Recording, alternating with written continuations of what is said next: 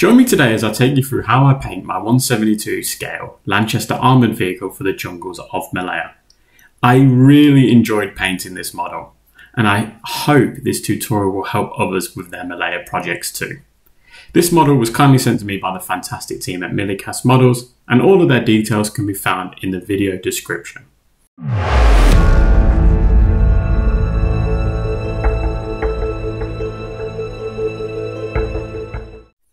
The Lanchester armoured car was a British armoured car that was used in the First World War and the early stages of the Second World War. It was based on the chassis of the Lanchester Sporting 40 luxury car and had a turret with a Vickers machine gun. According to some sources, 22 Lanchester armoured cars were sent to Singapore and Malaya in 1939, where they were assigned to various units of the British, Indian and local volunteer forces.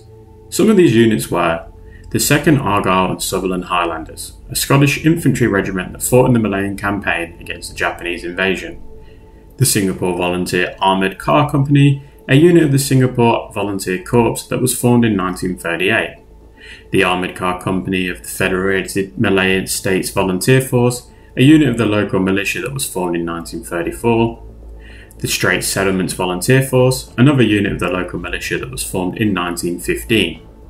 The Lanchester armoured car saw action in several battles and skirmishes during the Malayan campaign, but they were often outnumbered and outmatched by the Japanese tanks and aircraft. Many of them were destroyed, captured or abandoned by the end of the campaign. So on my hunt for a Lanchester armoured car, I stumbled across the Milicast Models, and after a friendly email to them asking for a sample, they kindly sent one to the channel, so a huge thank you goes out to Milicast Models for that. They have two variants, so depending on which one you want, you can get both. They also have an extensive range of figures and vehicles on their website, so it's definitely worth checking them out. They might have something that you're interested in acquiring. Once you've made your purchase, it will come in a box like so. You'll have a parts list in there, as well as your resin vehicle or figures. Within the parts list, there'll be a breakdown of where each part goes and what each part is, as well as some optional upgrades that you might want to consider if you want to jazz up your vehicle later on. Now, Milicast is a resin company, so all of their figures and vehicles are in resin. If you're unfamiliar with resin builds, it might be a bit tricky for you, but rest assured you will get there, and the Lanchester kit went together relatively well. There's a few bits of cleanup, a few little dents and dings in the actual resin, which is normal, just needs a bit of a cleanup. You can use putty from Vallejo. You can also use your green stuff and other items that are similar to fix them up nicely. You also need a file, and you'll need a Stanley knife. If you've got different size files, that's even better. And just be prepared for quite a bit of cleanup, which again is very normal with resin items, but it does take a little while, but once it's cleaned up, it does come together nicely. So with that cleaned up and assembled, you can go ahead and prime your vehicle with Tamiya Surface Primer Light Grey. And then we can start adding our shade color. So we're really just focusing on the panels or the outer edges of the panels here. So I'm using black from Tamiya for that, so XF1. I'm using a Harder and Steenbeck 2-in-1 Evo with my 0.20mm needle and nozzle in there, and you can see that I'm picking out the outer edges of each panel, and anywhere the panel meets another panel, or if there's some sort of panel highlighting that I can do, I'll also do that with the black paint as well. Now we want to make our bronze green, so I use khaki drab, desert yellow and red brown at a 2:1 ratio for the khaki drab and desert yellow. Then I add 2 drops of red brown. Now it's a crazy mixture, but I love my Tamiya paints, hence why I go with these crazy mixtures. It's really easy to do, and it's a really good practice to put your paints in a palette first, mix them up with a bit of thinners, and then add them to your airbrush. I normally do the thinners and paint ratio at a 2:1 ratio, 2:1 being 2 parts paint, 1 part thinner for my airbrush, especially with Tamiya paints when I'm using my 0.20mm needle and nozzle. And you can see that I'm slowly applying this colour on. So it's a bronze green that I'm trying to go for, or an early war British green, or interwar period green. This is the green that I'm assuming would have been on the Lanchester in Malaya, and from what I've seen or heard, that is the colour they went with. It makes sense. Green in a jungle environment probably isn't a bad idea. But as you can see that I'm slowly just applying it on. It's really good to do this. You don't want to focus on one area for too long, because with airbrushing you might get some paint runaway where you've put too much paint onto the surface and it will start to run away, and it's really difficult to clean up afterwards.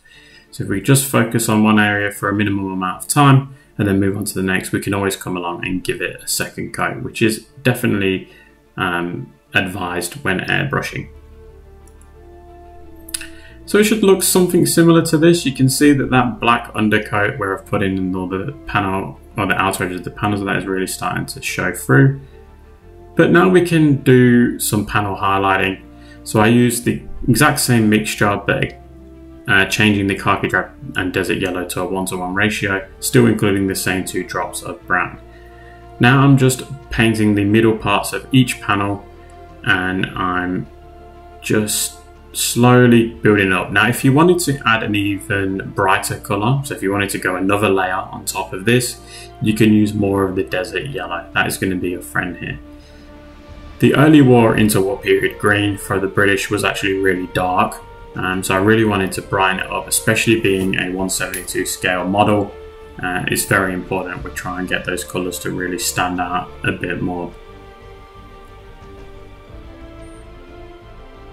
Once you're happy with the airbrushing, give it a gloss coat to protect and get ready for the decal application. But in the meantime, I paint it with German grey, the wheels that is. You can also use rubber black from Tamiya, which is a fantastic colour as well. I just go between the two depending on what my hand can reach any one time. I just go with whatever I want. And just take your time to get really fine work here and get between where the wheel meets the rim. Just slowly go around it. You don't want to make a mistake and paint over it. It's probably one of the trickiest parts to paint. Now for the actual guns themselves and the Vickers machine guns, I'm using brown violet. Brown violet is also a very good way of touching up any of your work if you've made a mistake or two.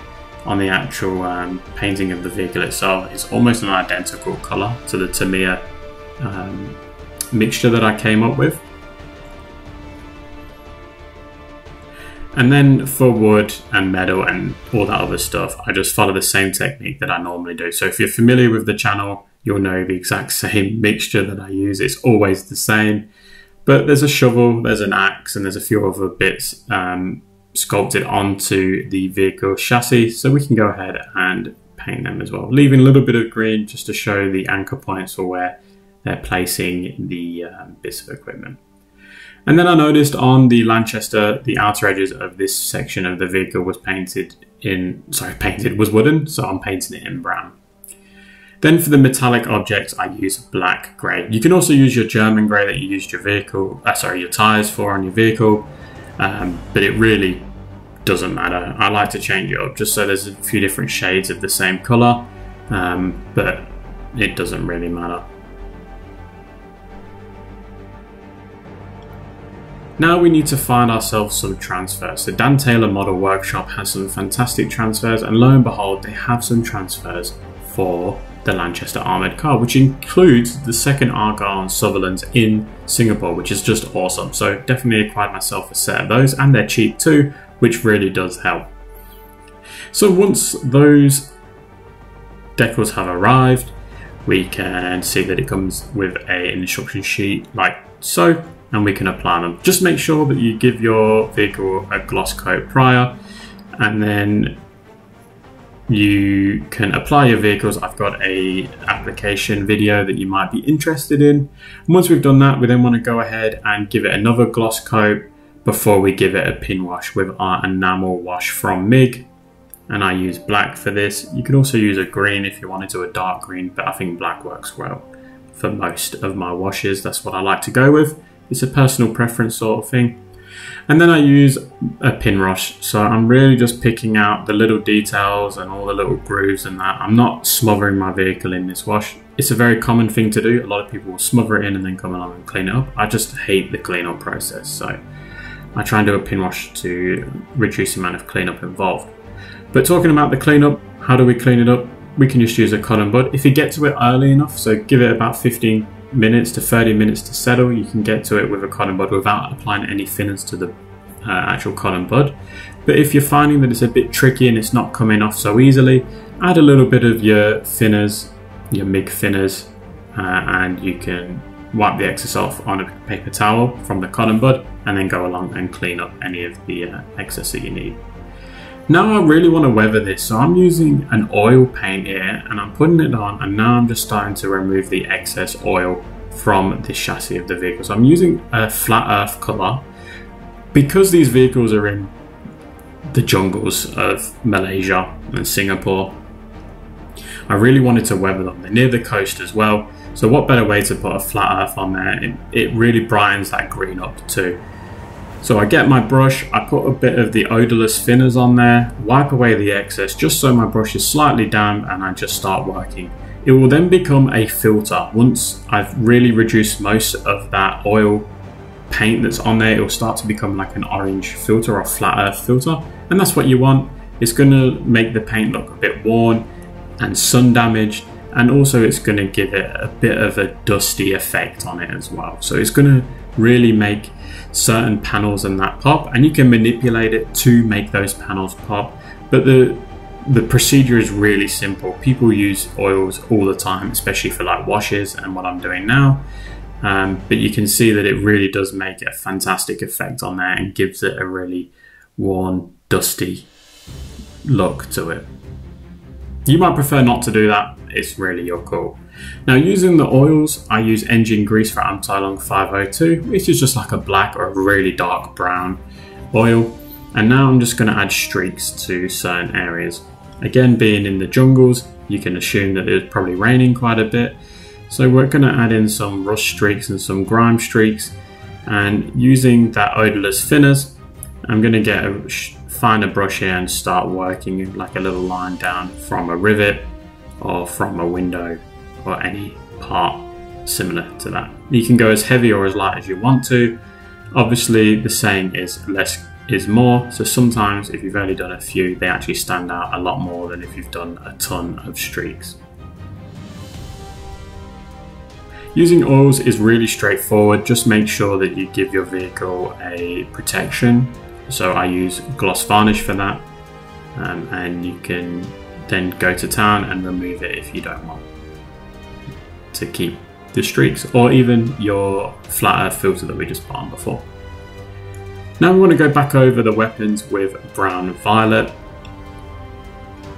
It's sort of like a layering now, so I'm not painting the whole thing in brown violet. Again, that would defeat the purpose. We're just layering on that initial base coat, and then we're going over with a highlight of brown violet and German camo beige at a 2:1 ratio, just building it up to make that gun stand out so it doesn't look exactly the same color as the rest of the vehicle.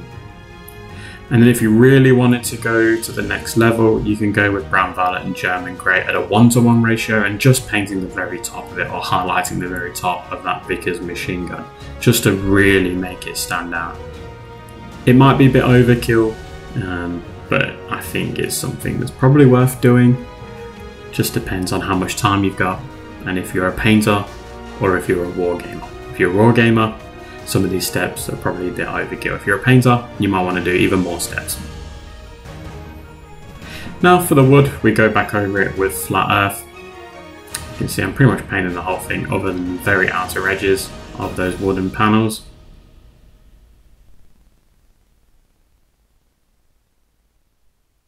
Then we can go with flat earth and orange brown at a 1:1 ratio.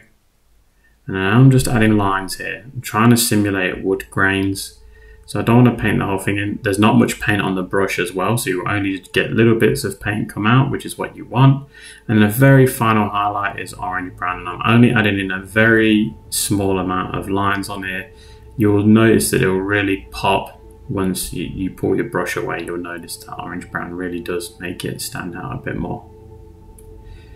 Now we want to weather our vehicle, and you can use pigments and all kinds of stuff here, but I just go with the Tamiya Weathering Masters sets. They're just fantastic, and it's just a really quick and easy way of making them look dusty and making those tyres look really dirty and worn. And you can go as heavy and as light as you want to. Naturally, you're not going to paint the entire vehicle using these or brush this application on the entire vehicle, but if you go to the outer edges and where the tyres are going to be throwing up dust and dirt and stuff, then that's really what you want to do. Then I go with light sand. You can even hit it with mud as well. Obviously, being in the jungles, you might decide it's in the jungle, you might decide it's on the coast, whatever you decide you're going to do. I just went with what's going to make certain panels and that pop, which is obviously these sandier colours opposed to the brown, the darkness of the mud brown that's there.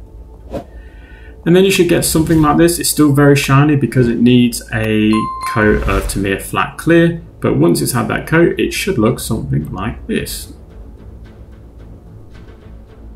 So then there we go, the glossiness is gone. We've got a weathered vehicle that looks dusty, it's affected by the rain and the jungles, all the elements in the jungles. So let me know below how you found this video. Do you like the Milicast resin vehicles? Have you bought some before? I'd love to know your opinion. Are you happy to see a Lanchester on the channel? It's good to see a Lanchester out there. I know there's a few channels that have painted Lanchesters, but they're not that common, especially for Malaya. So it's really cool to have it on there. Huge thank you goes out to my Patreons. Without your support, the channel really would struggle.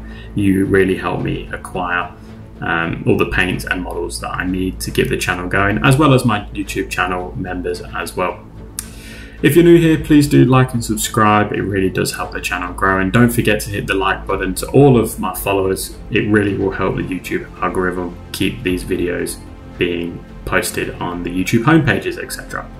But other than that, guys, I'm going to finish it up here. It's a long one today, and I will catch you at the next one. Thanks.